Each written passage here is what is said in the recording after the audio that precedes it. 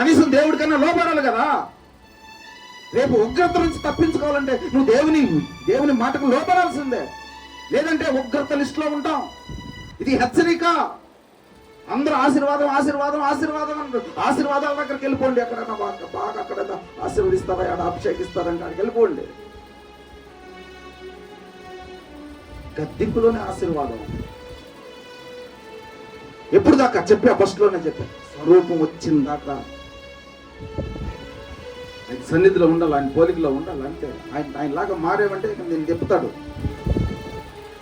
ఆయనలాగా నువ్వు మారేవంటే నేను చెప్తాడు. ఇక ఎక్కడెక్కడ తిప్పాలో, ఏమేమి తన మహిమ ఎలాగ ఉందో, నీ ద్వారా ఏం చేసుకోవాలో సమస్తాన్ని చేస్తాడు ఆయన నీలో ఉండి. అప్పుడు దాకా మన గతి, మన స్థితి, మన పరిస్థితులు మారో. పేరుకే అయిపోయాం. పుట్టినప్పటి నుంచి క్రైస్తవులు క్రైస్తవులు క్రైస్తవులు క్రైస్తవులు పేరే. ఒక్కటంటే ఒక్క గుణం, ఒక్కటంటే ఒక్క లక్షణం, ఒక్కటి కూడా లేదు. ఎలా అవుతావు దేవునికి క్రైస్తవుడు? ఎలా అవుతావు? క్రీస్తుని వెంబడించేవాడు, క్రీస్తు అంటే అభిషేక్తుడు, అభిషేక్తుని వెంబడించేవాడు. క్రీస్తుని వెంబడించేవాడు అంటే అభిషేకాన్ని వెంబడించేవాడు, ఆత్మను వెంబడించేవాడు, వాక్యాన్ని వెంబడించేవాడు. ఆయన మార్గంలో, ఆయన సత్యంలో, ఆయన జీవంలో నడిచేవాడు క్రైస్తవుడు.